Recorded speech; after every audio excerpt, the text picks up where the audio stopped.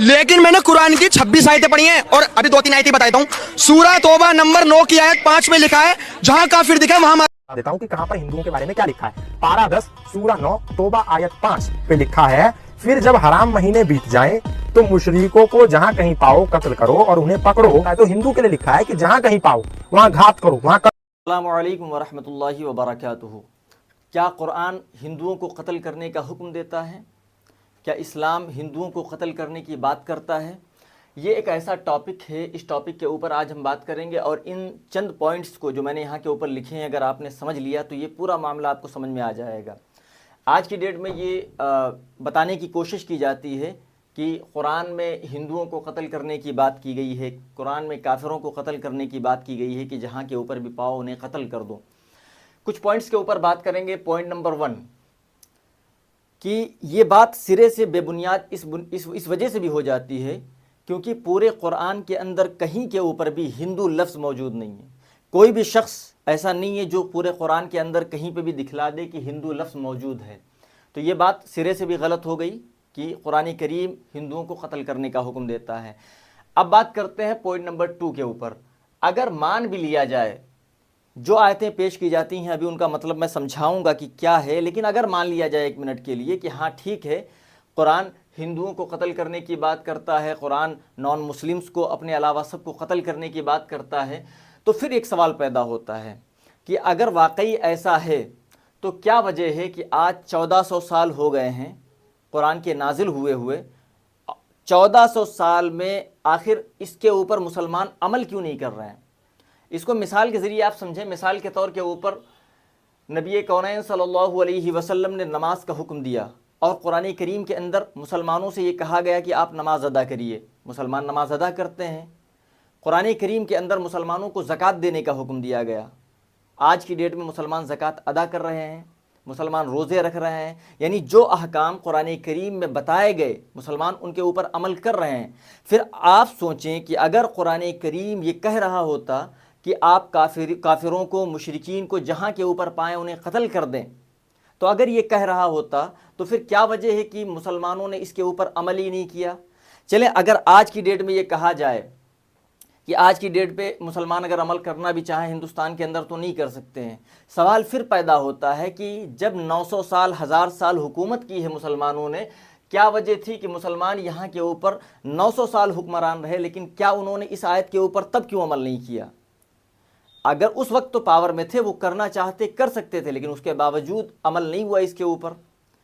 अगर आप मुसलमानों को छोड़ भी दें तो नबी कौनैन सल्लल्लाहु अलैहि वसल्लम को तो इसके ऊपर अमल करना चाहिए था कि जहाँ के ऊपर वो पाते मुशरिकीन को कत्ल करते। लेकिन क्या ज़िंदगी में ऐसा हुआ कि नबी कौनैन सल्लल्लाहु अलैहि वसल्लम ने मुशरिकीन को कत्ल किया हो? तो नहीं, बल्कि इसके बिलमुकाबिल ऐसे बहुत सारे मामलात मिलते हैं कि नबी कौनैन सल्लल्लाहु अलैहि वसल्लम ने उनके साथ अच्छे सलूक किए, जो मुसलमान नहीं थे उनके साथ भी बेहतरीन सलूक किए। वो एक अलग टॉपिक है जिसके ऊपर बात की जाएगी। पॉइंट नंबर 3, जिन आयतों का सहारा लेकर ये बात कही जाती है और मुसलमानों के ख़िलाफ़ एक तरीके का प्रोपेगेंडा बनाया जाता है और इस्लाम के ख़िलाफ़, कुरान के ख़िलाफ़, वो दरअसल कुछ आयतें हैं। जैसे मिसाल के तौर पे सूरह 9 आयत नंबर 5 यानी सूरह तौबा की आयत नंबर 5, जिस आयत के अंदर अल्लाह रब्बुल इज़्ज़त ने यह बयान फरमाया है कि जहाँ के ऊपर भी मुशरिकीन को पाओ उन्हें कत्ल कर दो। यानी जब हुर्मत वाले महीने गुजर जाएं, जो हुर्मत वाले महीने गुजर जाएं, उसके बाद आप जहाँ के ऊपर भी मुशरिकीन को पाएं वहाँ कत्ल कर दें। तो अब इन आयतों का सहारा आज की डेट में इन आयतों को पेश किया जा रहा है और इन आयतों को पेश करने से ये बताने की कोशिश की जा रही है कि मज़हब इस्लाम एक मुतशद्दिद और एक्सट्रीमिज़म वाला मज़हब है जो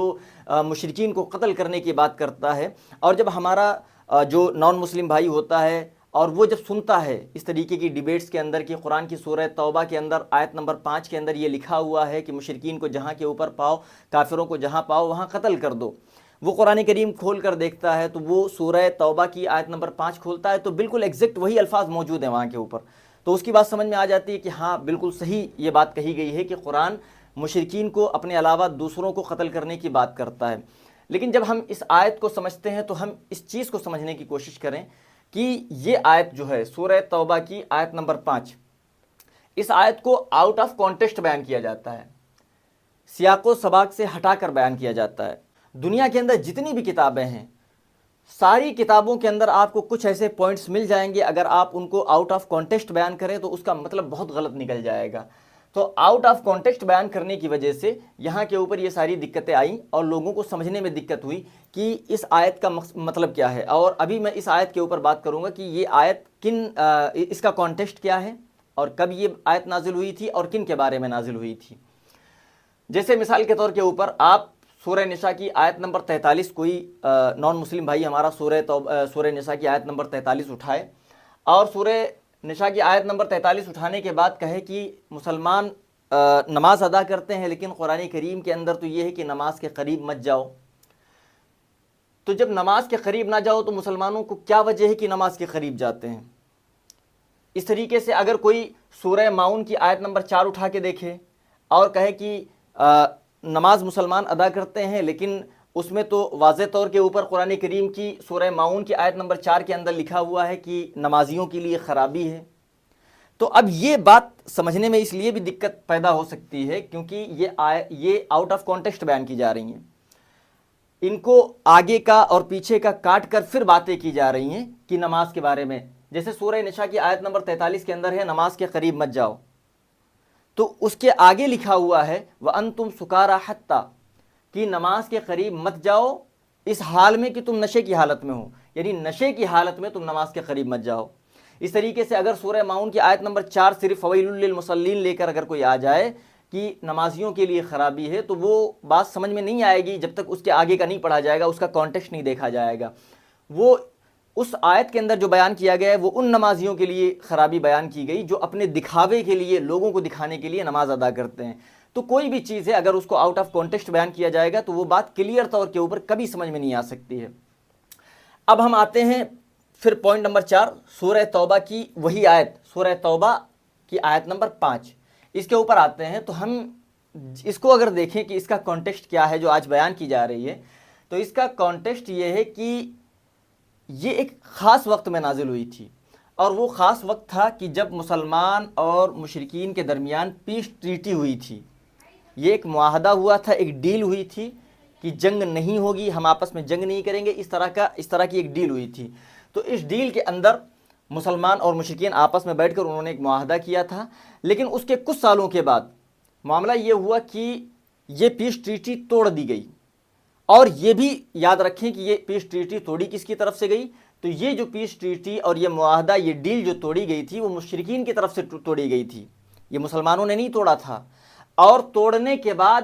یعنی ایک تو ڈیل توڑا، اور ڈیل توڑنے کے بعد وہ وہاں کے اوپر ٹیرر پھیلانے لگے، اور جو اسلامی حکومت تھی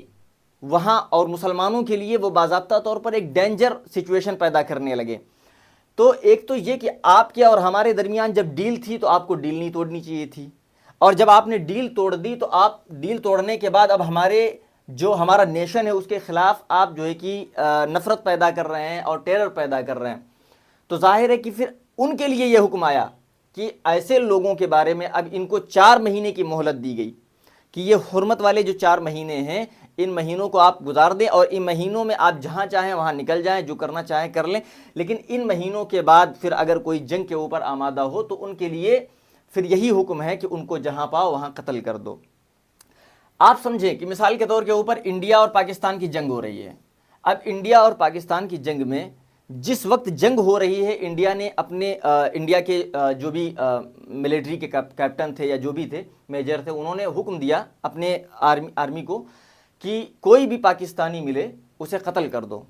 بھائی وہ جنگ کے حالات میں ایک حکم دیا گیا، ظاہر ہے کہ جنگ ہو رہی ہے تو ان کے ساتھ کوئی ایسے معاملات تو کرنے نہیں ہے کہ جب وہ آپ کے یہاں اٹیک کرنے کے لیے آئے تو آپ ان کا ویلکم کریں۔ تو ان کو اگر حکم دیا جائے کہ اب کوئی اگر پاکستانی آپ کو دکھے تو آپ انہیں قتل کر دیں، آپ انہیں مار دیں، پھر اس کے 200 سال کے بعد 300 سال کے بعد وہی ایگزیکٹ لائن اٹھا کر کوئی پاکستانی یہ کلیم کرے کہ انڈیا جو ہے وہ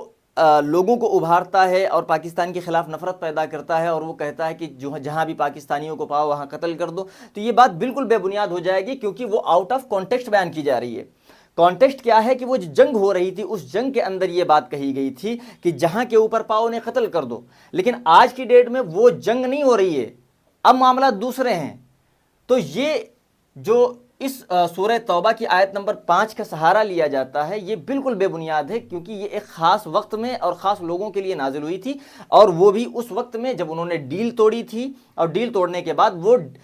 جو حکومت تھی اس کے خلاف مسلمانوں کے لیے وہ ڈینجر ہو گئے تھے، خطرناک ہو چکے تھے اور ٹیرر پھیلا رہے تھے، ان کے لیے یہ حکم آیا تھا۔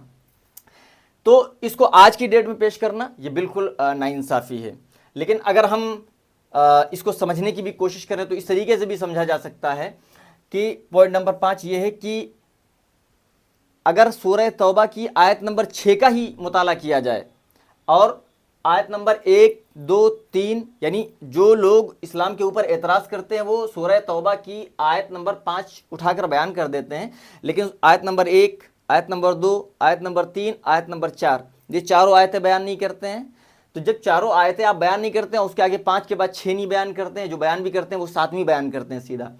اگر سورہ توبہ کی آیت نمبر 6 ہی اٹھا کر دیکھ لیا جائے تو سمجھ میں آ جائے گا کہ اسلام کے اندر اسلام ہمیشہ امن کی بات کرتا ہے، یہ جنگ کی بات نہیں کرتا ہے، لیکن یہ جو جنگ کرتا ہے وہ جنگ ہمیشہ ڈیفینسو ہوتی ہے۔ کبھی بھی ایسا خود مسلمان کسی کے اوپر جنگ نہیں تھوپتے ہیں، جب ان کے اوپر ظلم کیا جاتا ہے، ان کے اوپر جنگ تھوپی جاتی ہے، اس کے بعد ان کے لیے لازم ہو جاتا ہے کہ بھائی آپ دفاع کریں، اپنا ڈیفنس کریں۔ تو مسلمانوں نے جو جنگیں لڑی ہیں وہ ہمیشہ جنگیں ڈیفینسو ہیں۔ آپ سیرت اٹھا کر دیکھ لیں، جتنی بھی جنگیں لڑی گئی ہیں، سورہ توبہ کی آیت نمبر 6 کے اندر یہ اللہ رب العزت یہ بیان فرماتا ہے کہ اگر ایسی سچویشن میں بھی کوئی شخص ایسا ہے، مشرک ایسا ہے جو آپ سے جنگ نہیں کرنا چاہ رہا ہے اور آپ سے امن تلاش کر رہا ہے، آپ سے امن مانگ رہا ہے، تو اس کے لیے آپ کے لیے حکم یہ ہے کہ جنگ کے میدان میں بھی آپ اس سے جنگ نہیں کر سکتے، اور دوسری چیز آپ اس کو جنگ کے میدان میں نہیں چھوڑیں بلکہ اس کو امن والی جگہ کے اوپر پہنچا دیں۔ یعنی اس سے زیادہ اور کیا ہوگا کہ جنگ کے میدان میں بھی اگر کوئی سرنڈر ہو جا رہا ہے تو اسلام حکم دیتا ہے کہ آپ اس کو جنگ کے میدان میں نہیں چھوڑ سکتے، اب اس کو امن والی جگہ کے اوپر پہنچائیں جا کر۔ تو قرآن کریم اور جب سیرت اور حدیث کو ہم پڑھتے ہیں تو یہ بات کلیئر ہو جاتی ہے کہ اسلام کے اندر ہمیشہ جنگ جو ہوئیں، وارز جو ہوئی ہیں، وہ ڈیفینسو موڈ کے اوپر تھیں، وہ کبھی بھی مسلمانوں نے اپنی طرف سے جنگیں نہیں کی تھیں۔ تو یہ پورا معاملہ تھا۔ امید ہے کہ یہ بات آپ کو سمجھ میں آ گئی ہوگی۔ جو آج کی ڈیٹ میں ہمارے کچھ نان مسلم بھائی ہیں، غیر مسلم بھائی، ان کے ذہنوں کے اندر جو نفرت پیدا کرنے کی کوشش کی جاتی ہے اسلام کے خلاف، مسلمانوں کے خلاف چند لوگوں کی طرف سے، وہ بالکل بے بنیاد ہیں اور سمجھنے کی ضرورت ہے۔ اگر آپ قرآن سمجھنا بھی چاہ رہے ہیں تو آپ قرآن کو پڑھیں پراپر طریقے سے، آپ کو سمجھ میں آئے گا۔